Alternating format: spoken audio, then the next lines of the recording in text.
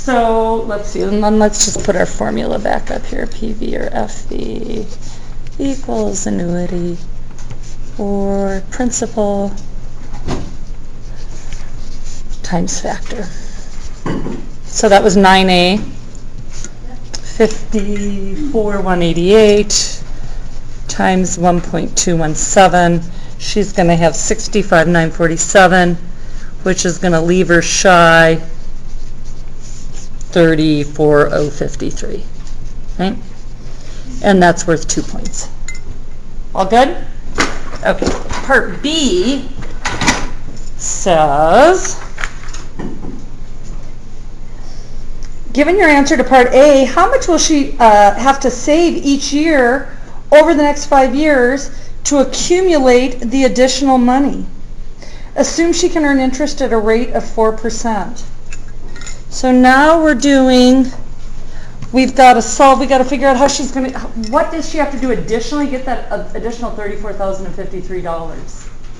Okay. First off, is that an annuity or a lump sum? Annuity. It's an annuity because we want to know how much she needs to put away every year. Okay. What do we know here? Are we trying to calculate a future value, or do we know a present value, or what's going on? Right? We know the annuity, and we've got, we know the annuity, right? Or no, we're solving for the annuity. Yeah.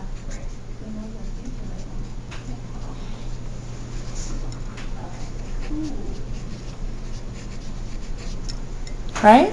This time we're solving, we don't know what the annuity is. That's what we're trying to find. So if we divide both sides by a factor, right? So now let's go to, what is it, 4% in 5 years? And the factor is 5.416.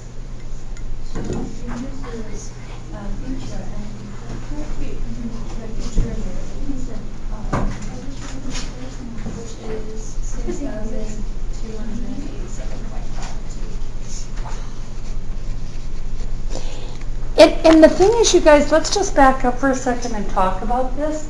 Can you prove that? Or like kind of get close? We're trying to figure out how she's going to get $34,000 in 5 years, right? At 4%. First off, does that 6288 make sense to you? What's 6288 times 5? Give me the math. If I put away $6,288 over 5 years, what's the math? 31,400. 31,400. What am I trying to get to? 34,053, and I'm earning a pretty low yield, right? 4%. So does that answer make sense? Sure it does. And could you pencil it out? Of course you could. Remember we proved that on Tuesday. So that's how much she needs to save additionally to get to her goal, right? Are you already seeing how incredibly practical this is? Yeah. So in the book, I went back and looked at the practice problem, and it says that yearly savings equals amount desired over factor. Could you do it? It got the same number, but do you want me to stick with trying to do it that You way? can do whatever works for you, Okay. but for sure. So the question is, sometimes the book will give slightly different instructions. Math is just math. You gotta always come to the same answer, right? It's not creative, we're not doing art here. So for me, I like to always try and find a way that if you do it every single time, you're gonna come to the right answer. But if you've got a way that works for you mathematically, sure. So it's the 34,053 is future value. Right, because she wants this out here. And this is going to become that $66,000 number out there, right? So she needs another one of these out there, right? Does that make sense?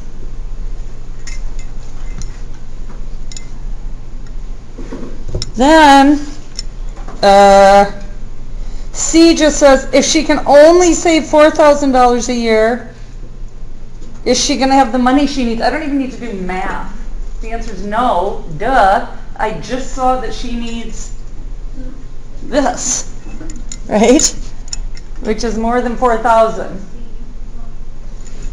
So, no. 2 points.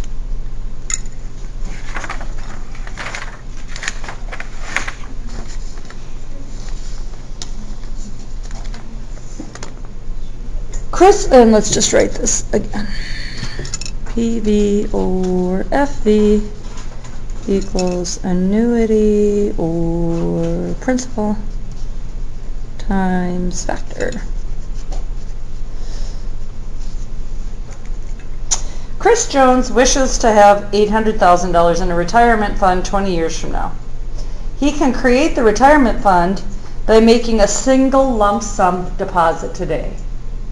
Okay, this doesn't describe most of us. Why would this be practical? What's happened in Chris's life? He's like inherited money. He inherited money. He sold a business. He got a huge payout from a stock option plan, right? Is this pretty frickin' practical? It's like every athlete in the world wishes somebody had walked him down this lane, like, oh, you just got $40 million right before you broke your neck. I wish I'd put money into things so that I know that I'm going to have what I need when I get out there, right? Okay, so he's gotten a chunk of money and he's trying to figure out if he can fund what he wants. So do we know something in the future or do we know something in the present? Really? He wants to have $800,000 in 20 years. Future or present?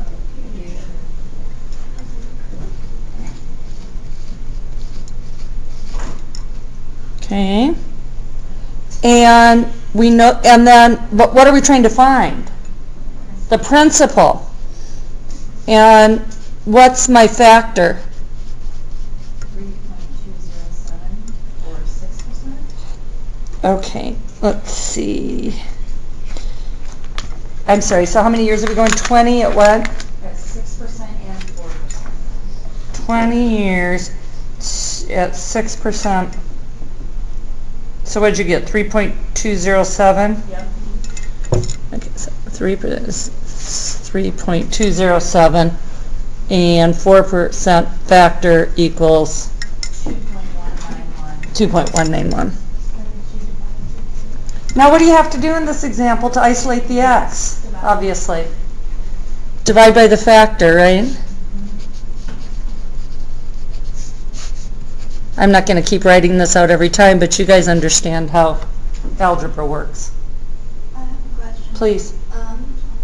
We also could use the present factor to solve this question, right? I know what I want. So you can do it. There's two ways to do it. Rather than convolute it, we know what we want out here, right? Yeah. Yep. So we know the future value. Under the pocket have one is the present value equal future value times. So you can multiply and use one set of tables, or divide and use the other. But because the table is round out numbers, so I'm not so concerned with rounding. If we're in the ballpark, we're pretty good over 20 years. okay. You know what I mean? So, great question, Ting Ting. So, and this comes up in a lot of, do we spend a lot of time really trying to hone in and like reconcile this down to the penny? Heck no. We're talking about 20 years, you guys. Who cares? We just want to get like ballparky. Am I going to earn exactly 4% over 20 years? Because Probably not. I used to two-way count up the count like $246 difference. So, and no big deal over 20 years. Completely immaterial. So, if I divide by 3.207, I've got to put in 249, 454 today. If I use the 4% factor, 800,000 divided by 2.191, I need to put in 365, 130 today. Okay, now, you can also work this as a what? a future value. That's what I did, and they told me like You're gonna be $100 $100 off. I don't care which way you work it. If you're looking $100 over 20 years, awesome. For the 6% one, what if I said like 250,000? I know it's like $500 off. Don't mark Great. it. Honestly, you guys, are you close? 20 years. If I'm talking about, something that you're going to buy tomorrow, we care about pennies. If we talk about 20 years in estimation, we don't care. Give yourself the 2 points and smile.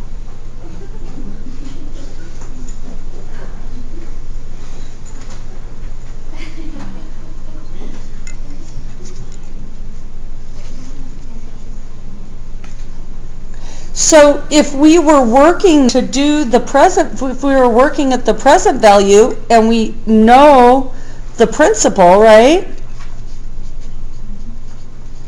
We could have done it like this.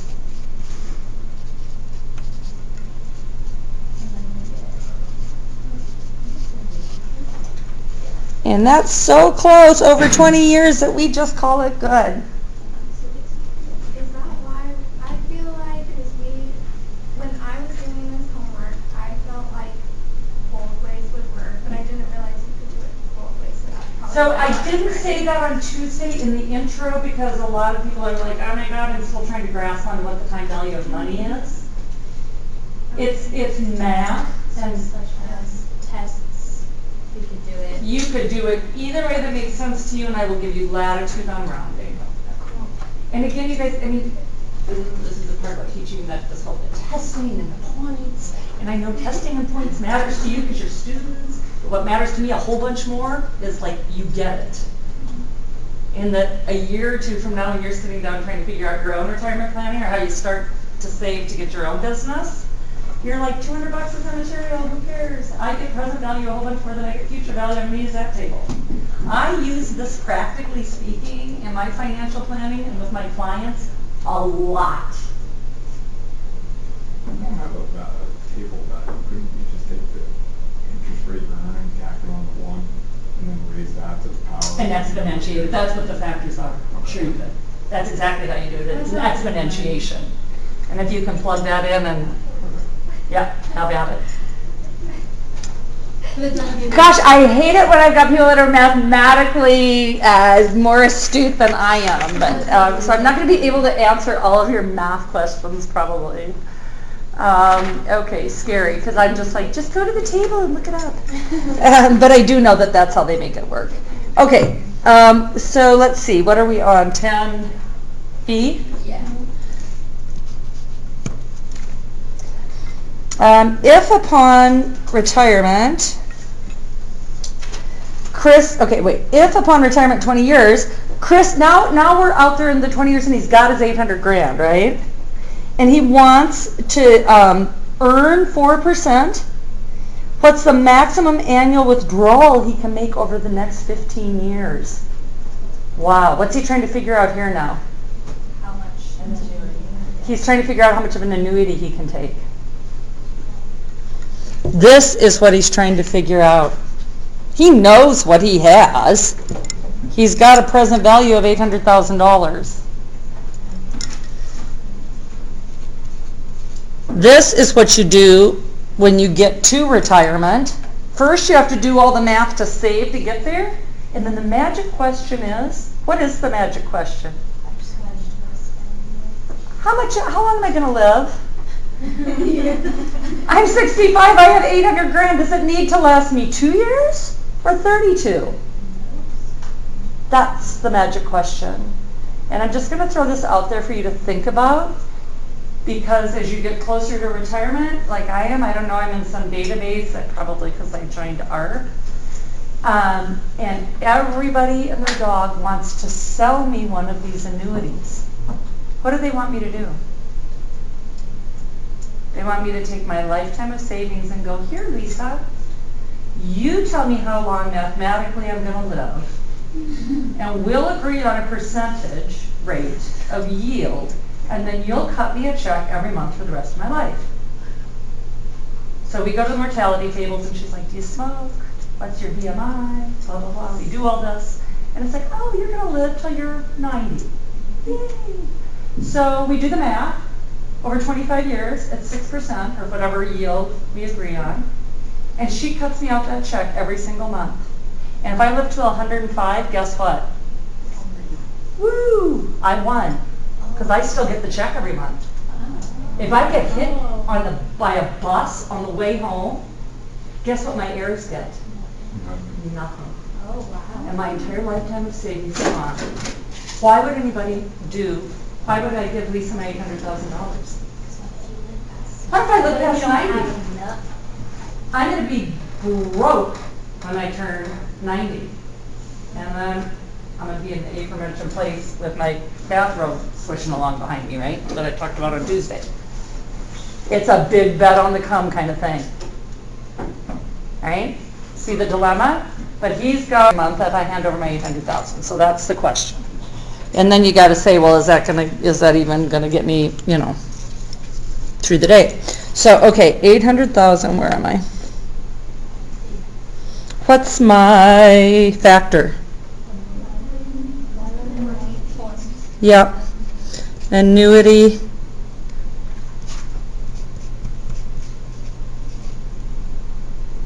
Right? So I went to which table? Present value or future value? Present value of an annuity. And 800,000 divided by 11.118.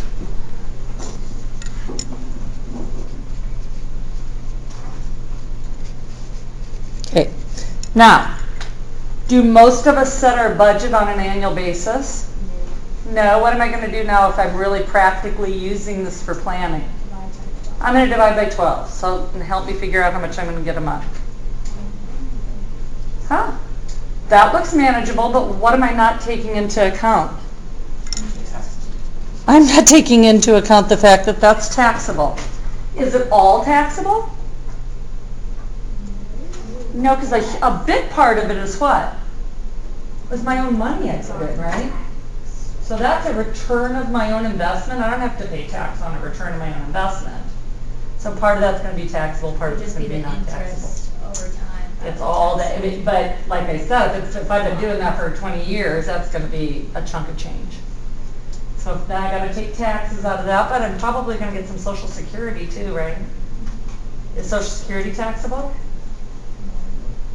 Either none of it, if you're pretty low income, or half of it's taxable, if you're like so-so, or 85% of it's taxable if you're pretty high income. And then would your interest gains be subject to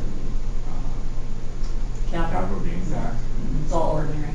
It's taxed at ordinary rates. What if I had just 71,000 and I divide 90?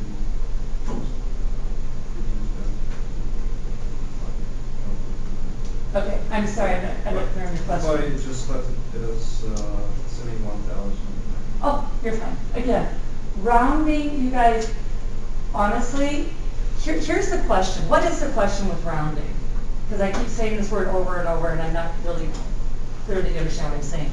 The question is it material? What does materiality mean? Anybody? What does it mean to you? If you're working for me and making $13 an hour and I offer you a nickel raise, is that material? No. Why not? It's too little over it. Well, it depends. Is it material over a million years? Yes. Yeah, but are you going to work for me for a million years? So that's why it's one of the reasons. It's inconsequential in making a decision. You're like, I'm going to quit. I'm like, oh, well, I'll take you from $13 an hour to $13.05. That is inconsequential in your decision whether or not to hold on to that job. What if I told you 50 cents an hour? Do the math. What's 50 cents divided by $13 an hour? Tell me. Ooh, calculator time. 50 cents divided by, or you're like, is that estimation? Everybody just looks like you're in heaven. What's 50 cents divided by $13 an hour? 4%. Consequential? the cost of living's around 3.5% a year. So really basically what I'm offering you is cost of living to stay, which I should be giving you anyways. Okay, you see where I'm going with this? Materiality doesn't matter. Is it consequential in making a decision? When I'm talking 20 years in the future, is that consequential? Heck no. Tomorrow, $400 might be really consequential in a decision. Like that might be your whole rent check. So it has to be like the relevance piece, right? I can't give you a rule of thumb, but I can ask you like, oh, I considered whether it was relevant to making the decision or not. Okay. And then lastly, for 10, or no, I guess there's two more. C, how much would Chris need to have on deposit at retirement to annually withdraw 35 grand over 15 years? Now what do I know? I know my annuity guy, aren't I? And my factor is from, is it present value or future value? Present value, annuity or lump sum?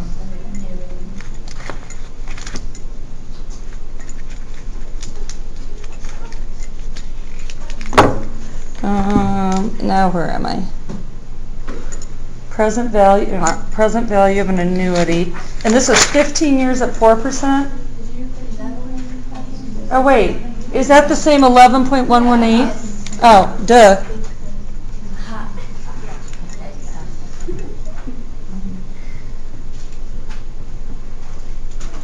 Nope, 11.118 times 35,000. Well, gosh, that's a whole heck of a lot less than 800,000, isn't it? Yeah. Now he's sitting here, say he's one of y'all's age, and in his late 30s, whatever, early 40s. Is that going to impact how much he puts away every year into his retirement? Yeah. Of course it is. Why does that matter? Well, because if you're saving every penny and you never go out to eat or see a movie or take a vacation or, because you're like super focused on like, I've got to get 800 grand, it's like, no, you don't. You only need to get here. So do the math to figure out how much you should be saving and live life a little bit. Or give some of it away. If you want to live off of $35,000 a year, how do you make the decision what you want to live off of? We never finished this conversation on Tuesday. They tell us that we, because we started it, right? Like, what do I need to pay for in retirement that I don't have now? But what kinds of costs go away? Like your mortgage, hopefully, and your car payment, and but your health costs, you can't even really pencil that in because who knows? Would you kind of just assume that it'd be like replacing what you're paying? They tell us we need 60 to 80% of what we earn during our earning years in retirement. I think that's bullshit. I think you need 100%. I think I'm going to need 100% because the mortgage goes away, but the health care is such a wild card, which is slang for you just don't know what it is. Oh my gosh. And that's not where you want to be. Your house, like my uncle, he got it flooded the basement, and that cost him. Here's the other thing people don't pencil in. My house is paid off, so I'm home free. Really? You ever took care of a piece of property? Right. So again, rule of thumb, they tell you depending upon the age of it, anywhere between 2 and 10% of its fair market value on an annual basis for repairs and maintenance. And I would argue that the more that you invest on an ongoing basis, that you can get that percentage down. So, do you seal your asphalt every 3 years, or do you wait till it's cracked and there's a Russian olive growing up through the middle of it? Well, so it's just that ongoing. So those costs don't go away, obviously. And then, so that's worth a point.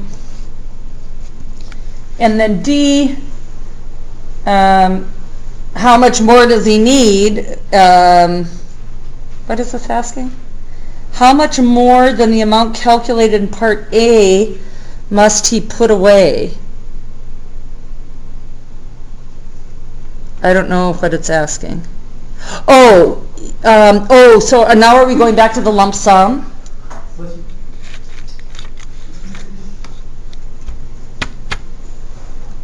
Are we going back to the lump sum?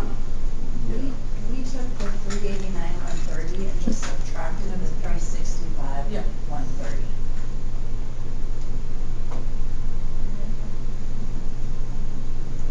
No, because this is asking, I'm not going to make you have a point for this. That's hard. That's really hard. You can just take 12. Wait, why can't you just subtract those two numbers? Well, I think what this is asking is if now he only wants 389, 130 out there instead of 800,000, how much is he going to have to put away today? And then compare that, yeah. Can you read my cat scratching?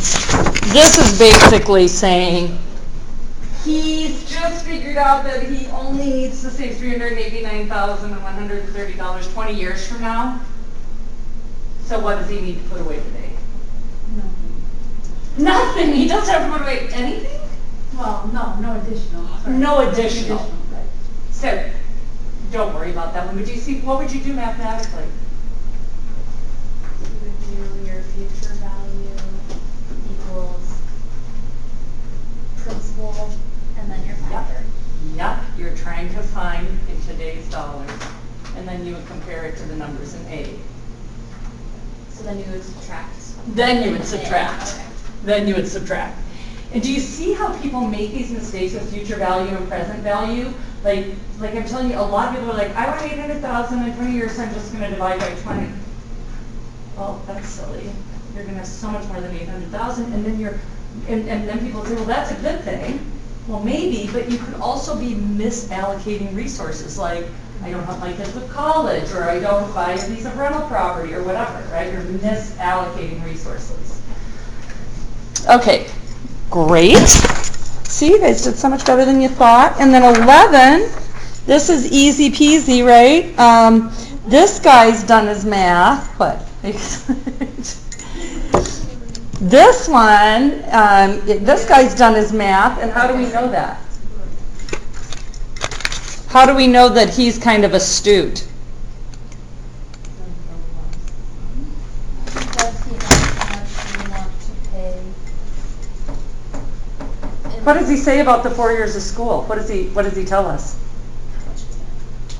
Right, but it's not just like, I just had a conversation with one of my tax clients who's also a really good friend. Her daughter's going to UNLV next year. I'm like, hey, Shan, how much, we're talking about she's inherited some money, blah, blah, blah. She's like, oh, it's going to be 17 grand a year at UNLV. I'm like, okay, well, how many years is it going to take her to get through nursing school? 4? No, it's not. 4.5. Is it really going to be 17 grand a year? Why not? Because tuition goes up at about twice the rate of inflation. So it's going to be 17 grand times 1.06 in year 2, right? It's inflation. So this guy we know is astute because he's planned that, hasn't he? So can we use the annuity tables? What's the definition of an annuity?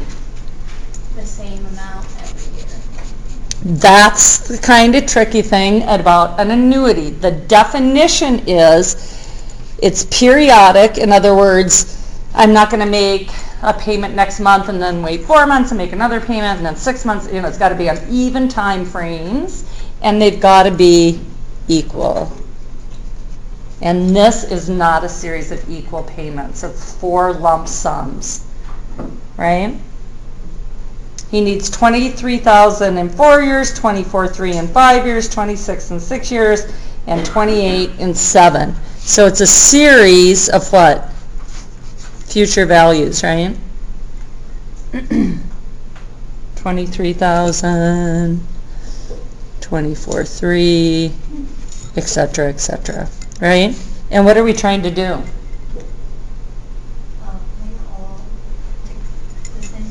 Yeah. Isn't he getting it all back to a lump sum today?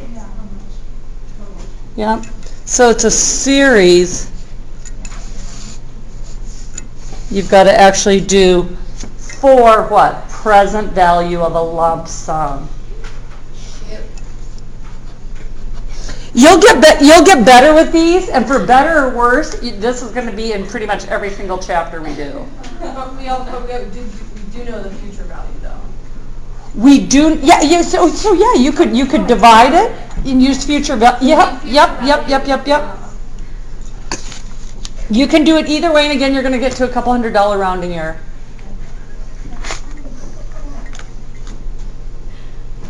So the first amount comes down to 19,665, roughly. The second one comes to 19,974, roughly.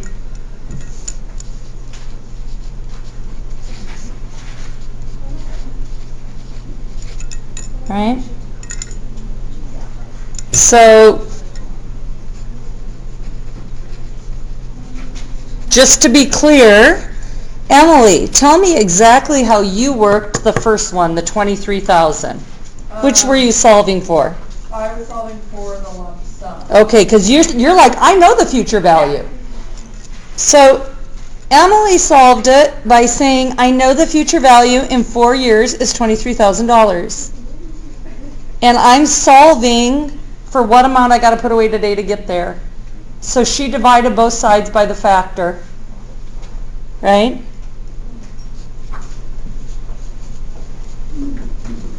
Who solved it using present value? What'd you do, Lisa? It did the present value equals 23,000 times 0.855. There you go. Point what? 855. So she was like, I know what I want out there. I need to know what the present value of it is today. It's 6 of one, half dozen of another. I don't care how you do it. What, on Tuesday? Okay, because most times when I start a time value lecture, I just get this. So I don't want to overkill. But you're saying it would have been helpful to know. I feel like either way I was a little, I think it would have thrown me off even more. Yeah, I really like that. That helped me because I was like, okay, just write it out and then put the numbers. Okay. And some people will automatically always gravitate to future value because it just makes more sense to them. I don't care. Okay, great. So what you're going to do is tell me how many points you got out of 12 and put it at the top of the piece of paper like this. Right by your name.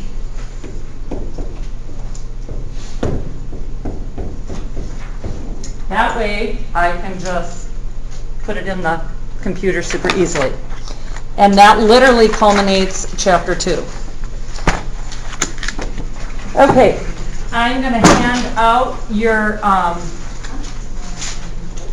hand back your cash flow statements and start on chapter 3. So again, I'm going to put this all the way around. And then when it gets to Katie, you know the drill, she's going to bring it back around and take the... Do you guys feel like you need to do a little stretch or something and have just a second to teach? You've been listening to me for 2.5 hours now. Killer. All right. Well, let's go find it. So like I said, the solutions document's now open in chapter 2. Spending journals, remember you're bringing on Tuesday?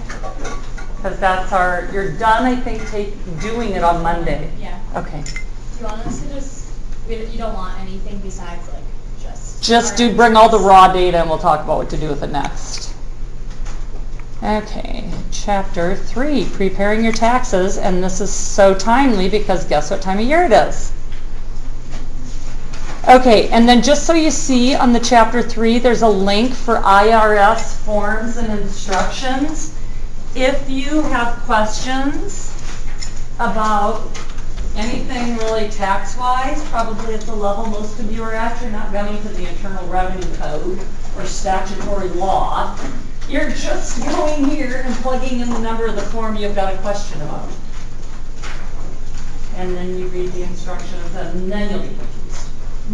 At least it's easier than the other two avenues. All right, so let's just do a little overview, and we go until 3:20. Shiley, stop me at 5 after. Thanks. And we'll do a little project together.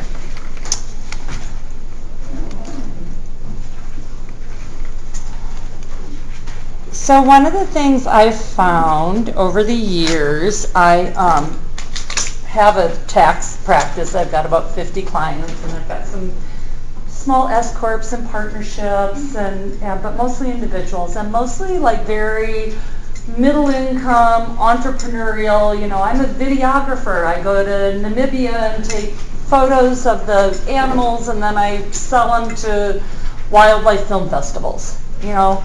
Or I'm a physical therapist, a lot less exotic, but I've got to, pay my workers' comp and my rent and my blah, blah, blah.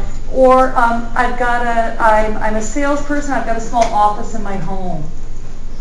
For most of you probably, I don't know if I should say most of you, but for a lot of you, you're a student, you probably make some money, so you've got a W-2. You've probably got a opportunity credit, an American Education Opportunity Tax Credit. If you don't know what that is, that's a problem. If you're in your first 4 years of higher education, depending upon how much you pay out of pocket, and that does include the amount you borrow, you can get a pretty significant tax credit, up to $2,500 a year, which means really the government gives you $2,500 a year for college. Is that your CyberBear W-2? Is that what you're It's a 1098. So that is the one you find on CyberBear. Mm-hmm. I'm pretty sure they mail it to you. Yeah. Oh, they do? Yeah, I got mine. Really? Okay. I got mine a few weeks ago. Yeah, hold on to that. That's very important. It's also important to track how many years you've taken it. Right? You can only take it for your first 4 years of higher education. But then once you're done with that, you get the lifetime learning credit forever. And that's 20%. Up to 10 grand of tuition. So if I went back to law school now, I would get backfilled by the government to go to law school. Lifetime learning credit, you get it forever. No limits. There's limits if you make too much money. If your adjusted gross income's high, then it starts to go away. Because it's meant to help lower and lower middle income people. But the big dog is the AOTC, American Opportunity Tax Credit. That's worth a ton of money. Here's the kicker to it. You can only take it if you claim yourself as a dependent. What does that mean? Your parents.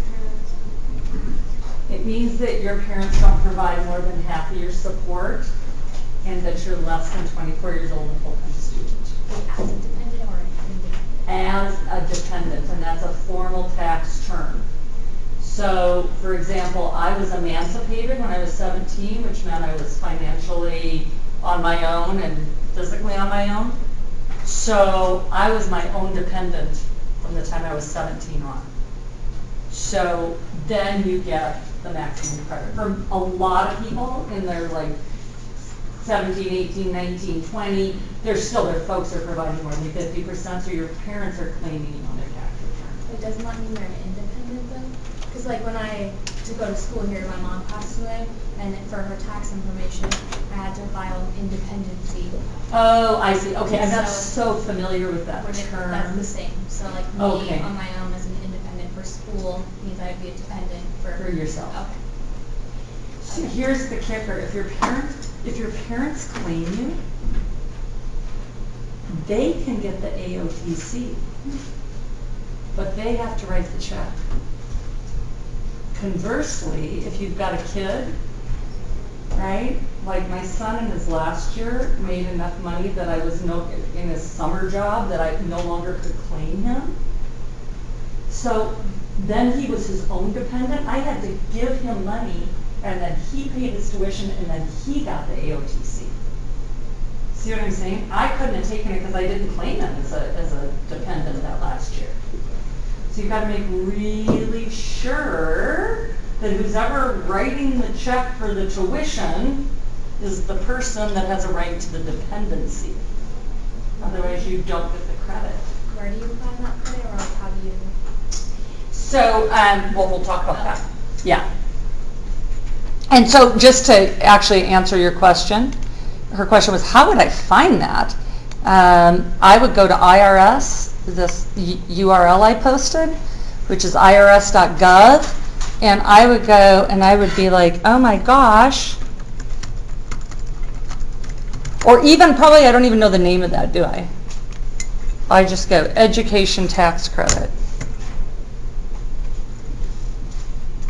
And it doesn't show me anything. Welcome to the IRS website. Okay. So I guess you have to know the name of it.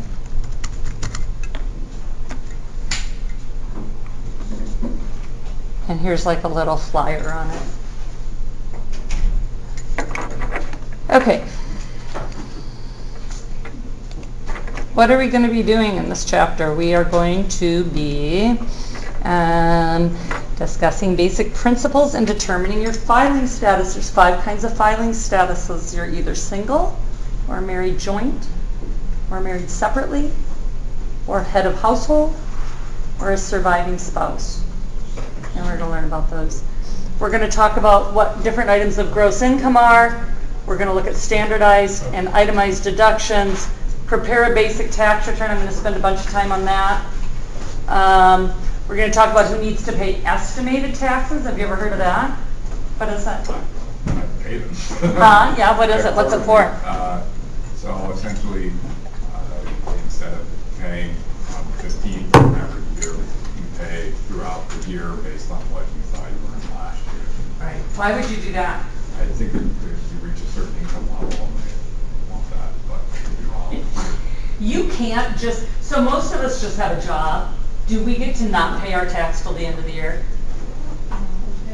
Yeah, we pay as we go, right? Our employer takes out X based upon what form do we fill out that tells them how much to take out? The W-4, right? But if you're self-employed, or you have a bunch of rentals, or you're a trust fund kiddo and you get a check for $8,000 a month out of your trust fund, right? Who's going to take out the money and pay it? You've got to calculate it and write a check every 3 months and give it to the government. So that's estimated taxes.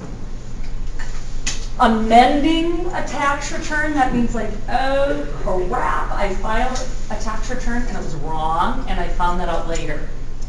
Most of us don't just wake up one day and go, oh, I need to amend my tax return. Usually we get a little letter in the mail. And that nudges us to amend our tax return. How can you prep it? You can do it yourself. You can go to a tax preparer, you can use software, and tax planning. Okay, financial facts or fantasies. Number 1. Think this is a fact or fantasy. Every individual or married couple is required to file a federal income tax return regardless of the amount of income they earn. Fact or fantasy? How many people think it's a fact? How many people think it's fantasy? How many people don't have a clue? Okay. That's actually fantasy. You've only got to file a tax return if your income gets above the amount of your standard deduction. The government gives each of us a standard deduction. And it's different if you're single than if you're married than if you're head of household. But if you don't get to that amount, if I'm a student and I make $4,000 a year, I don't even get to my standard deduction. I don't need to file a tax return unless somebody's taken income tax out of my checks and I want to get it back. How about number 2? The amount of FIT withheld depends on your level of earnings and how many allowances you claim.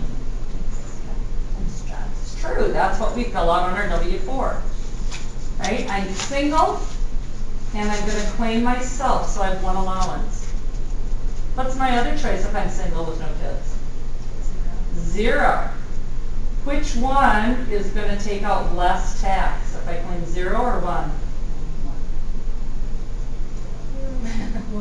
They're going to take out less tax if I claim 0, but guess what nasty little surprise I might get at the end of the year? If I've got a couple W-2s, which describes a lot of students, I worked here for the summer, and I waited tables on the weekends, and I had a gig in Cape Cod, and blah, blah, blah. At the end of the year, if you claim 0 on all of them, you could owe.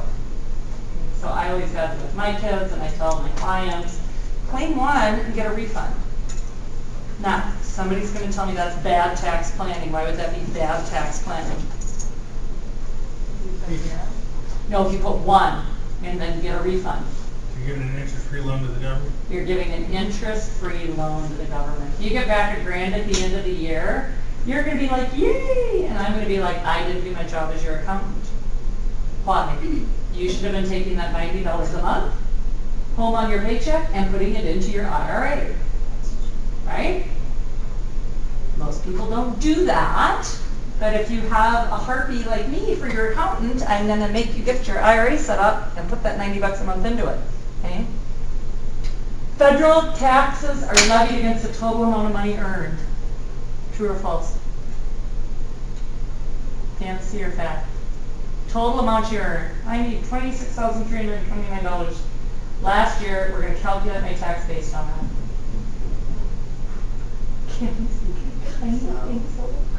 What about that deduction? Everyone gets a standard deduction. So you get to take that $26,329 and subtract something from it before we go to the tax tables. What is the deduction? It changes every year. Yeah, we're doing 2019 right now. So single is in between 3 different tax years. I'm writing for a 2020 tax book. I'm teaching 2019. It's 6,100. No, it's 12,200 if you're single and 24,400 if you're married. So if you're married and you make $26,000 together, you subtract 24,400, you're not paying tax on very much money, are you? So that third one is fiction or fantasy. Number 4, gains on the sale of investments. So now I've got some stocks or bonds or real estate. Those are taxed at a lower capital gains tax rate. You and I slog off to work every day and we pay ordinary income tax rates, but the guys and gals that sell stocks and bonds for a living pay tax at a lower rate. True or false? It's true. That's a fact. It's one of the most controversial issues in tax law. Why is that? Because wealthy people have power in Congress. And so the tax law favors them. Tax credits and tax deductions and exemptions all reduce your income by the same amount. You wouldn't know this. That's not a true statement. We'll learn about that. There are different things. Okay. Typical American family pays more than 1/3 of its gross income in taxes. And we pay federal income tax, we pay Social Security tax, we pay Medicare tax. In Montana, you pay state income tax. If you own property, you pay property tax. If you're a renter, you actually pay property tax because the owner of your rental charges you for his or her property taxes. So, they tell us about a third. Every day there's some calculation. It's like sometime in April is tax day, and you've worked through that day just to pay your taxes. You don't get to start keeping any of your money till you get. No. And with that said, we pay lower taxes than a hell of a lot of countries. Okay. About half of all taxpayers, your goal is to legally minimize your taxes. That's called tax planning or tax avoidance. That's totally legal. Tax evasion is breaking the law. Okay? And there really isn't a fine line. You just open statutes. Half of taxpayers pay no income tax at all but pay Social Security. So my example of you as a student making $4,000, I said you don't have an income tax bill. But what do you pay? 7.65% of your $4,000. Right? Social Security and Medicare. And this number's old. This number's also, I'm not going to quote these figures, but the long and the short of it is that there's fewer and fewer people filing really big number tax returns and more of us filing lower number tax returns. Duh, we all know about income inequity and inequality, and that's really, when you look at the trajectory, is shifting a lot, both globally and within our own country. Okay, so here's these 5 filing statuses, and you can only be one. Well, that's not completely true, so let me just kind of go through these. So single, as of 12/31, I'm unmarried. So if I got divorced on the 30th of December, I'm single on 12/31 at midnight. Married filing jointly, this is really the only choice I have. So if I'm married as of midnight on 12/31, I can either marry filing jointly with my spouse, or I can marry filing separately. And there's very few situations where married filing separately is a good idea. It's a really good idea on Montana. It's going to benefit you if you both work on Montana, but for the feds, the only people I file separately on are people that have married later in life and don't want to really share their assets or let their partner know where they're at. You file separately in Montana and then. Yeah, and that's almost always to your benefit. Married filing jointly for the feds and then filing separately for Montana. And that's okay. That's okay. That's good tax planning. Head of household, I'm single as of 12/31, or I'm an abandoned spouse, i.e. I can't find my spouse, and I can document that I can't find my spouse. And you provide more than 50% of the cost of keeping up a household where you have a qualifying dependent. So I get beneficial tax rates and a higher standard deduction and recognition that I'm bearing the burden alone. And then if you're a surviving spouse and you've got a dependent, in the year that your spouse dies and the 2 years after that, you get these beneficial rates. Okay, so those are really the 5 filing types. Right? Is a dependent only a child? No. Could my niece be my dependent? Sure. Could my grandma? Sure. Could the guy next door who just hangs out all the time? You actually can have a non-member of your family be a dependent if they meet a whole bunch of qualifications, like they make less than $4,100 a year, and so like I could just be like, come live with me, I'm a really warm human being, you don't have any money, you're a student, I want to take care of you, I've got a big house, why not? But I'm still not your cousin. But not even my cousin. No, just like you. But I mean, it says other than cousins. So how? Oh, I don't know what that means. I was like, where did you know cousin? Okay. Yes, other than cousins. I don't know where that came from. That's silly. Okay, so let's stop here and then I'm going to hand out some forms for you to look up. So I've only put up 2 of the 5 whats? Filing statuses. I've only put up single and married filing jointly. And these are our 7 tax brackets. 10, 12, 22, 24, 32, 35, and 37. Okay. And this is your taxable income. Not how much you earn, but after you've subtracted that for deduction. So that's just where you fall. This is where you fall. So here's the key though.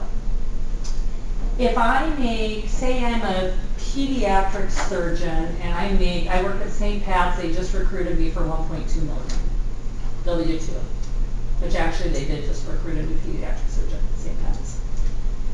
And that's about what they offered her.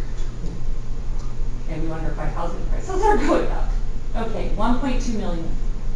And she's single.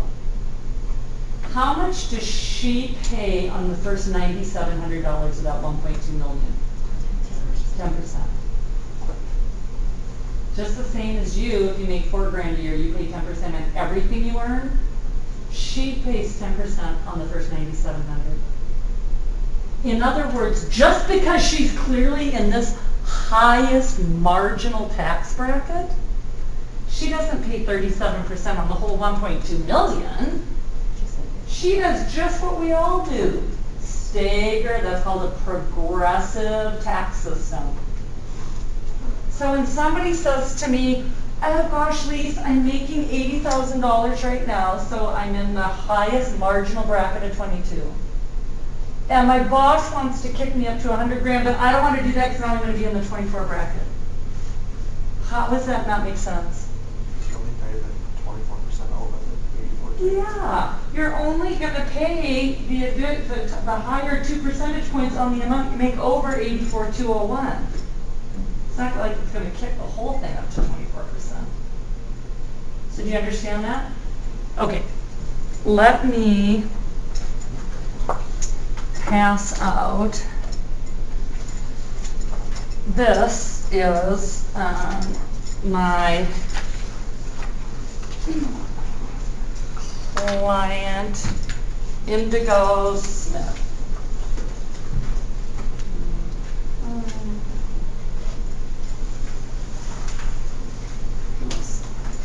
And super, super simple.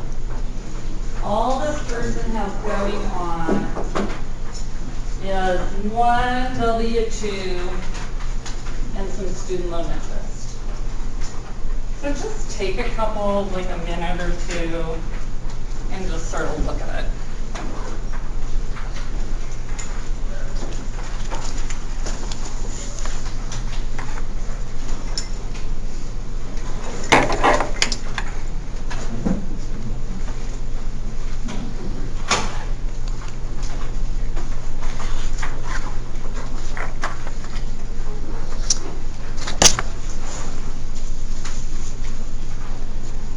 So what we're going to do is use a super, super simple example of my client that lives in Shoto.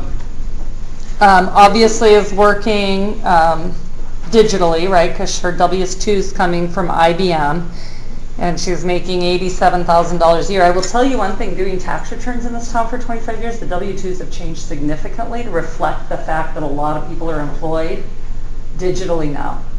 You don't see these kind of W-2s popping around for people, you know, working in Missoula for Missoula employers, unless they're, you know, in a certain select amount of fields. Okay, so, and then she's got a student loan interest statement.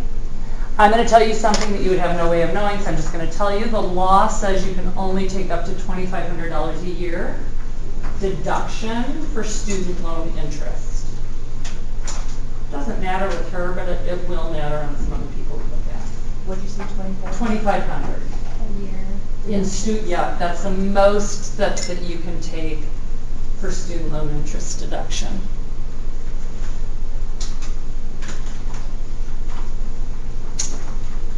Can you verify that her Social Security, the amount that they took out of her check was correct? You can, because you know the percentage. Why don't you do that? Verify that her Social Security and her HI, and I can just tell by looking at this, they're not right. How would I know that percentage? Is that something I can memorize? It was on that slide. Okay. Yeah. Yes, it's something you memorized. 6.2 and 1.45. And that hasn't changed for 30 years. Yeah, that's definitely not right. I can see that by looking at it.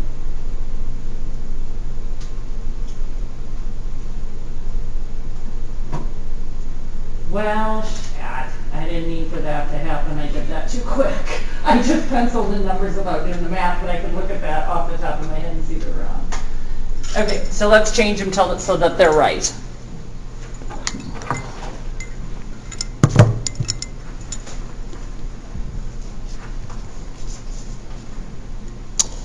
Eight, 7, 9, 8, 0.062. 54, 54, 76, that's okay.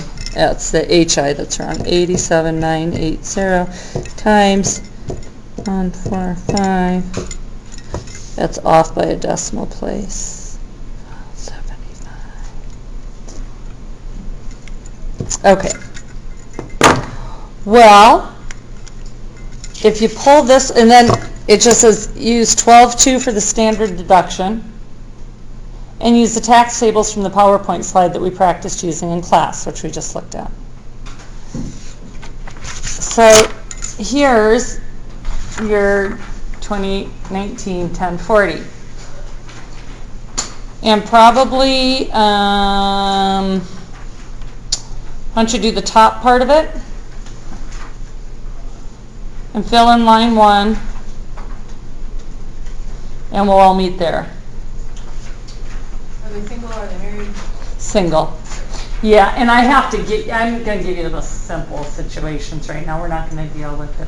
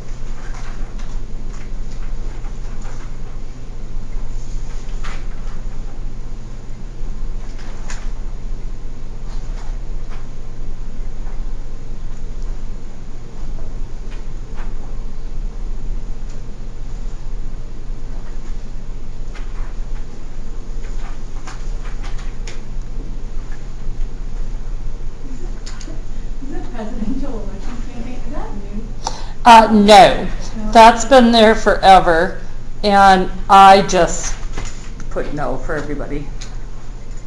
That's laughable. That they would put that on. It's the alternative to corporations Yeah. contributing $100,000 at a time. Right. That was their attempted solution. It didn't work. No one contributes. Yeah. It's like, let me think about this. Starving children, insecure streets, or I want to put my money to the presidential election campaign. $3. Yeah, Right. no, yeah, there's Right. a lot of amount.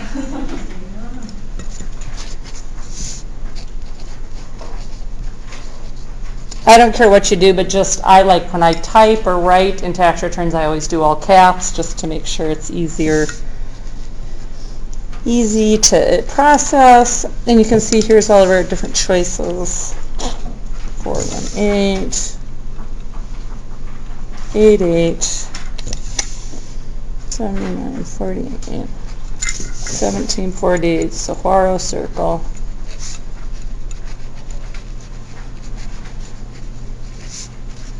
And for the tax exempt interest is just the student loans, right? No. No? Meet me at line 1. And if you didn't know that, you would go to irs.gov and look up the instructions for the 1040. That's where you're going to get everything. Shoto, Montana. 59817. So for anything blank, you don't need the like NA or. No.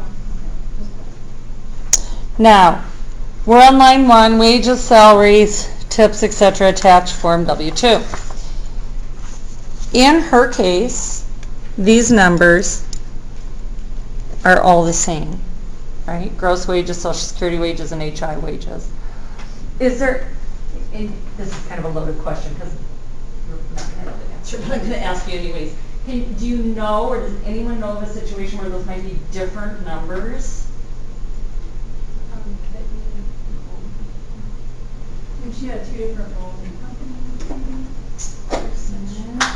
What would your if you have like a disabled child for Social Security or something? And then Good guess. That's actually not going to cause that, but that's a good guess. So we stopped paying our 6.2% Social Security when we hit a cap. And a cap is $132,900 this year. So if this W-2 is for $287,000, guess what? The Social Security wages would only be $132,900. That's one common thing. The second and way more common that you do know is if you put money into an HSA or a 401k, do you pay for your 401k? Because you don't pay federal income tax on it. So you have to pay Social Security on it. Okay. But hers is all the same. So you can just put her wages in line 1. And then I think you can carry that all the way down to line, whatever that is, 12 or 11 or something.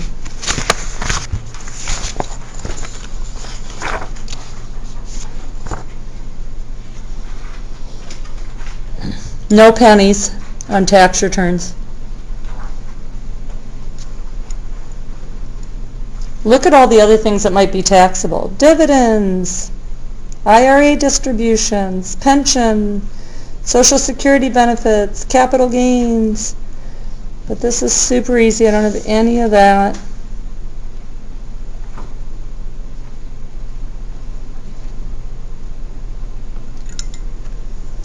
Now I have something to look at on line 8A. Adjustments to income from Schedule 1. Well, I don't really know what that is, but I've attached one, so let's go look at it and see if there's anything that looks like it might apply. Jeez. And the first thing I want to do, make sure we get her name and social back up here, because you actually don't staple a tax return together. These just came off of the printer like this, or the copier. But you don't staple if you're not e-filing. If you're doing hard copy, you don't actually staple.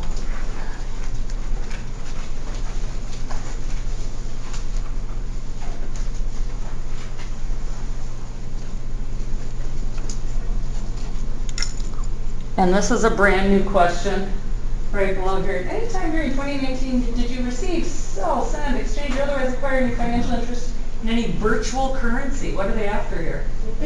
Bitcoin. They know they're not getting a piece of the Bitcoin pie. So, no, I didn't do that. Okay, now, part 1 and 2, and then I'm going to, we've only got 2 minutes left.